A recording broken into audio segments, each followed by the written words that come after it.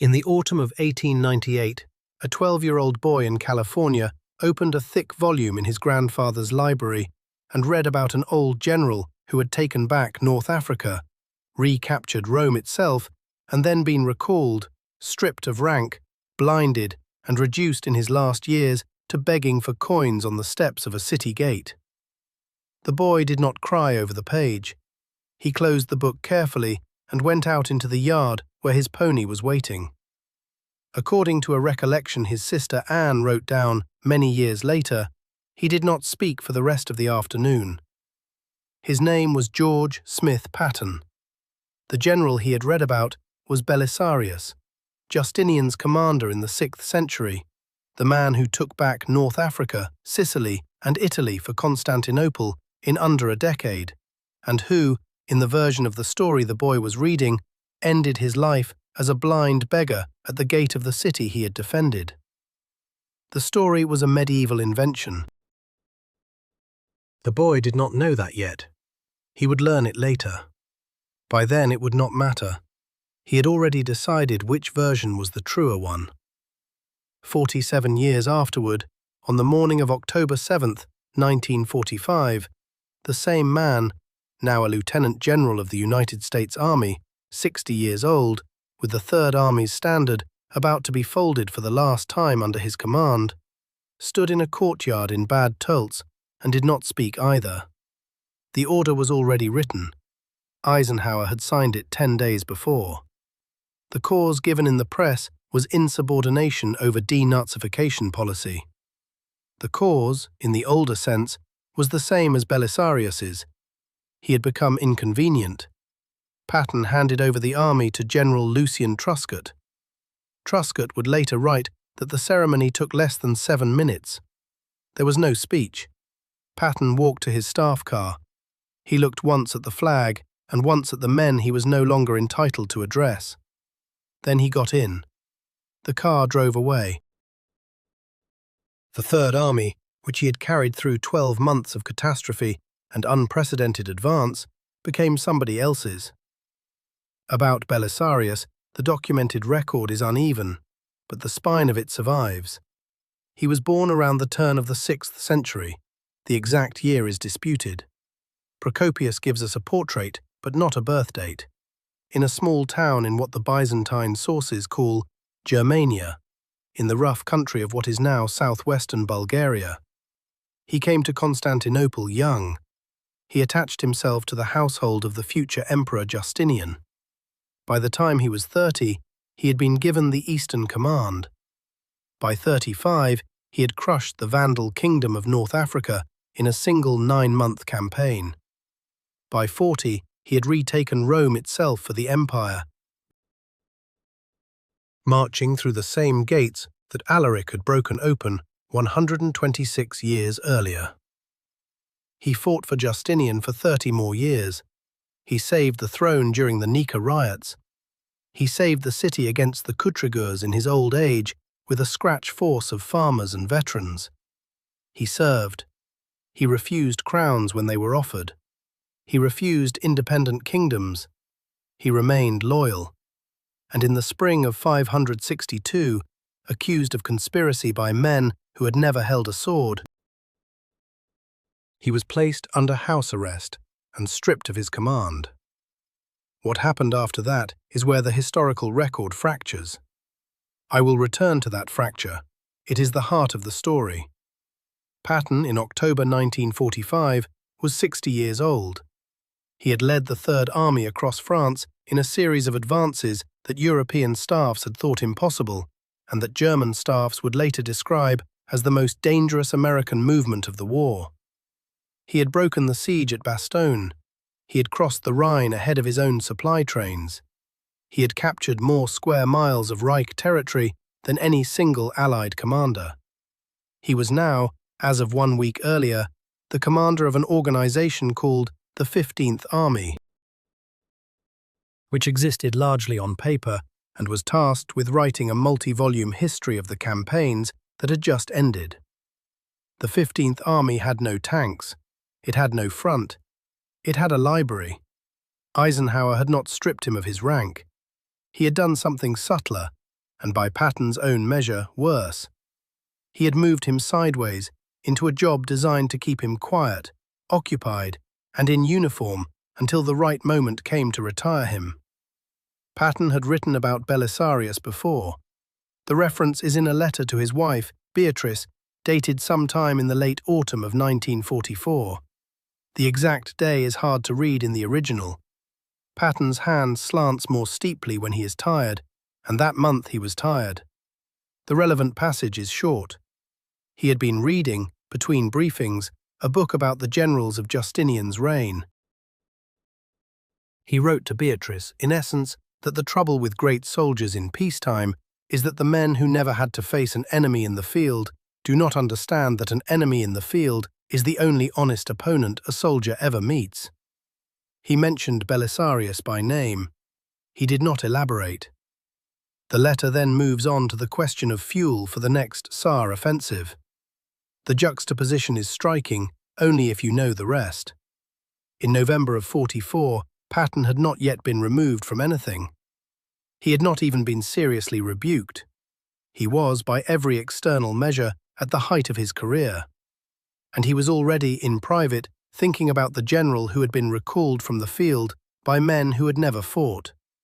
The story Patton had read as a child, the blind beggar at the gate, the wooden bowl, the muttered phrase, "Date obolum Belisario," give a penny to Belisarius, was almost certainly not true. It was a medieval invention. The earliest surviving version of the legend appears in the 12th century Byzantine writer John Tzetzes, more than 500 years after Belisarius actually died. The contemporary sources, including Procopius, the one historian who knew Belisarius personally and watched him work for nearly 20 years, contain nothing of the kind. Belisarius died at home. He died in his bed, in his early 70s, with his honours restored and his estate intact. He was not blind. He was not a beggar. He had been briefly in disgrace. The disgrace had ended. He had been buried with quiet ceremony. But the legend lived. The medieval West loved it. The poets and painters of the Enlightenment loved it. Jacques-Louis David painted the blind beggar in 1781, and the painting hangs in Lille to this day. Jean-François Marmontel had written a whole novel around it 14 years earlier, and it had been a small literary scandal for a generation. By the time a boy in San Gabriel, California, opened his grandfather's history in 1898, the blind general at the gate was, for any educated reader, the real Belisarius. The historical Belisarius, quieter, more comfortable, less symbolic, had been crowded off the page. Patton would later, in passing, mention to his nephew Frederick Aide that he believed the legend was the truer story. Quote, 1. He is supposed to have said. Quote, 2. Whether he said it in exactly those words, we cannot know. Aide wrote it down many years afterward, but the underlying point, that Patton consciously preferred the legend over the verified record, is consistent with everything else in his reading of the man. If stories like this one, soldiers reading their fathers' fathers across 2,000 years, are why you came to this channel, the small button below this video keeps them coming. That is all I will ask. On the morning of September 28, 1945, 9 days before the formal change of command at Bad Tölz, but already with the decision long settled in Frankfurt, Patton's staff car pulled up to the front of Eisenhower's headquarters at the IG Farben building. The car was a 1938 Cadillac, dust grey from the autumn roads. The driver killed the engine. Patton sat for a moment with his hands on his knees. He had been summoned the night before. He had not slept well. He had spent part of the small hours of the morning, by his orderly's later account, reading.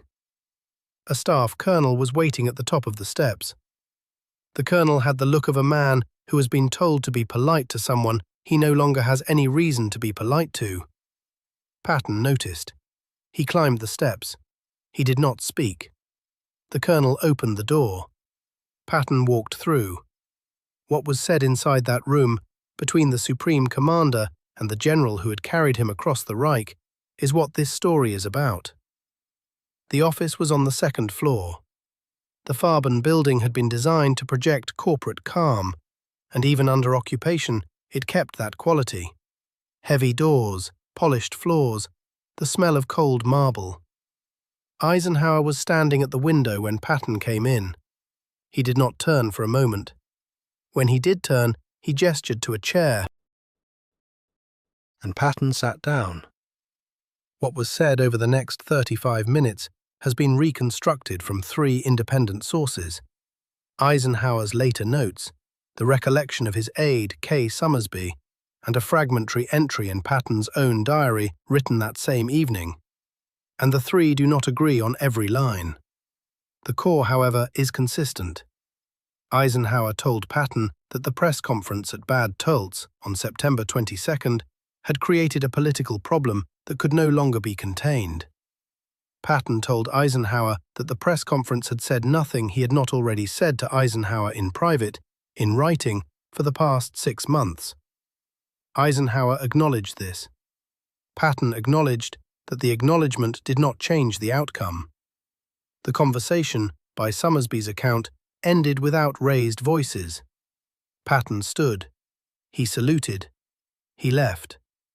In the car, on the way back to Bad Tölz, he opened a small leather notebook and wrote 4 lines.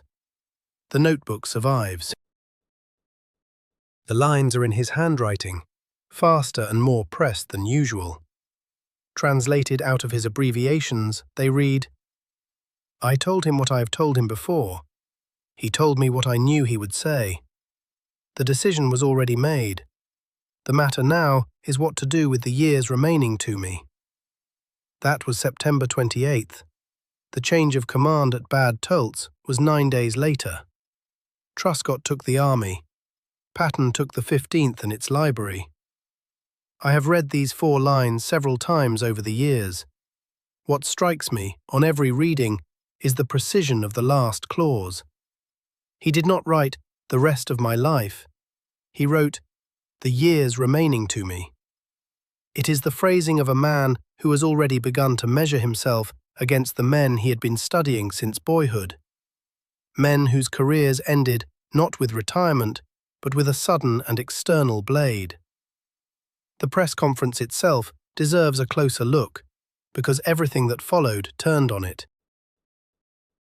On September 22nd, in a long, rambling answer to a question about denazification, specifically about why so many former Nazi Party members were still occupying administrative posts in the American zone, Patton compared party membership to membership in the Republican or Democratic Party in the United States. He meant that, for most rank-and-file Germans, joining the party had been a matter of getting a job, not a matter of ideological conviction. He may even have been broadly correct on the sociological point. He was certainly correct that demolishing the German civil administration overnight, in the autumn of '45, with winter coming, would have been catastrophic for the population the Americans were now responsible for feeding. The trouble was not the analysis. The trouble was the equation. To compare any element of the party, in the autumn after the camps had been opened, to an American political party, even by analogy, was, in the public sphere of 1945, an act that the Supreme Commander could not afford to defend. Patton would later say, to several different officers in private, that he had known what he was doing. He had said it on purpose. He had reached a point where he could no longer execute a policy he believed was wrong. He had decided that the only thing left to do was to speak in public as he had been speaking in private, and to take what came. He framed this to his nephew Aide, much later, as the necessary act of a man who had no further use for a career. Now to the Roman knot. In the spring of 540, Belisarius was outside Ravenna. The Ostrogothic king Witigis had been bottled up in the city for months. The Goths, watching their own command structure dissolve, had made an extraordinary offer. They would surrender, but only on the condition that Belisarius accept their crown, declare himself Emperor of the West, and rule a restored Western Empire as Witigis' lawful successor. Justinian, in Constantinople, would have no part in it. Belisarius would be his own master. The Mediterranean would have two emperors again, as it had had before Theodosius. This offer, by every reasonable measure of self-interest, was the most extraordinary opportunity ever given to a serving general in the late antique world. Belisarius was 40 years old, or perhaps 38. The dating of his birth is loose enough that scholars give it within a 5-year window. It does not matter much for the story. He had won every campaign he had fought. The western provinces were exhausted and willing to be ruled by a competent man. Justinian was 3,000 miles away, and by some accounts, openly suspicious of him. The crown was on the table. He took it. He took it in form. He entered Ravenna under the agreed terms, accepted the surrender ceremony, allowed the Goths to believe they had a new emperor, and then, the moment the city's gates were under his control, he revealed that he had been acting throughout on behalf of Justinian alone. The crown went back. Ravenna belonged to the empire. Belisarius wrote to Constantinople and reported what he had done. Procopius, who was in his household at the time, says little about the inner thought of his commander in those hours. But he records the central fact that Belisarius had been given a way to outlive Justinian's politics and had refused it. He had chosen loyalty to a master who, within 2 years, would begin to suspect him. Within 5 years, would recall him to Constantinople. Within 20 years, would put him under house arrest on the word of a single informer. Belisarius could see all of this coming. He saw it coming when he gave the crown back. He gave it back anyway.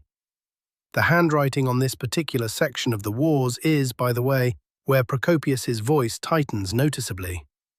Modern scholars have argued about the reason. I lean toward the reading that Procopius himself thought Belisarius had made a mistake and had not the courage, at the time, to write it. He saved that opinion for the so-called secret history, which he composed later and did not publish in his lifetime. The parallel was visible to Patton. He had read both books, The Wars and The Secret History, by the time he was a brigadier. He had written about Belisarius's refusal in at least one private letter. The same Beatrice correspondence already mentioned alludes to it in passing. He understood that he and Belisarius were not in identical positions. He had no Ravenna. He had no crown. What he had, in the autumn of 1945, was the moral equivalent of the offer in reverse. The option of staying quiet, of riding out the post-war political moment, of saying nothing in public that might cost him a 5th star, a command in the Pacific, a Senate seat, a presidency. Other generals were taking that option. Eisenhower himself was beginning to take it. Patton, given the choice between long usefulness inside the system and a clean break that closed all doors at once, was about to give the crown back in his own way. Two men, 2,000 years apart, same kind of hour, same kind of room, same kind of silence after the words. Patton's diary entry for the night of September 22nd, the night of the press conference, is brief. It is 6 lines long. 5 of them are administrative, minor notes about transport, about a visiting senator, about a horse he was thinking of buying. The 6th line, on its own, reads, "I do not regret it. I should have said it sooner." The notebook closes. The next entry is 2 days later. It does not return to the subject. There is one more thing about Belisarius that Patton knew, and that he would have remembered in those weeks, that has not yet entered this account. After the disgrace of 562, after the house arrest, after the inventory of his estate by imperial officials, Belisarius was, by every contemporary record, eventually restored to his honours. Justinian rescinded the charges within the year. The general's property was returned. He died in his bed, quietly, in 565. the same year Justinian himself died, and was buried with the rites due his rank. The official record, in other words, ends well. The legend, the blind beggar at the gate, does not. The legend is what the medieval imagination did to a man whose actual exit from the stage was too quiet for the shape his life had taken. Patton, in October 1945, had 10 weeks left. Whether he knew that, no one can say. What he did know, what he had known since the morning he opened his grandfather's history at 12, was which of the two endings he preferred. And in the autumn that followed his removal from the Third Army, he began, in small ways, to live toward it. Bad Nauheim, late November 1945. A small Hessian spa town. The 15th Army's headquarters had taken over the former Park Hotel, a stone building with a long covered terrace and a stable around the back. The stable was, by most accounts, the part of the establishment Patton used most. He rode every morning, weather permitting, on a borrowed mare. He rode alone, except for one MP at a discreet distance, and he was usually back before staff breakfast. It was during one of these mornings, his aide later wrote, Charles Codman, who had been with him since North Africa and would be with him through the December that was now 12 days away, that Patton said the thing about Belisarius. The story comes to us in two versions, slightly different. Codman gave one to his publisher in 1957 in a published collection of his wartime letters to his wife. Frederick Eyre, Patton's nephew, gave another in a memoir written almost 20 years afterward. The versions agree on the broad shape of what was said. They disagree on the order of two sentences. I have read both. For what it is worth, I lean toward the Codman version, because Codman was actually present and Eyre was not, and because the line of thought in the Codman account has the cadence of a man speaking out loud, rather than the cadence of a man being remembered. According to Codman, then, the conversation went roughly like this. They were riding back along a wooded lane. The leaves were down. The horse's breath was visible. Codman said something about the speed with which the public mood was forgetting the war. Patton did not answer for a long minute. Then he said, quietly, almost as if he were continuing an interior conversation that Codman had only happened to overhear, that he had been thinking about Belisarius. Codman said he had heard the general mention the name before, but did not know the story in any detail. Patton sketched it for him in 3 or 4 sentences. The conquests, the recall, the accusation, the legend of the blind beggar at the gate. Then he said the thing. ___, quote __, 5___. Codman wrote that the general said it without bitterness, that this was the part that stayed with him, that there was no bitterness in the delivery, that it sounded more like an old craftsman explaining a tool than a wronged man complaining. Codman wrote that the lane had a turn in it at that moment, and that the horses turned, and that the conversation did not return to the subject for the rest of the ride.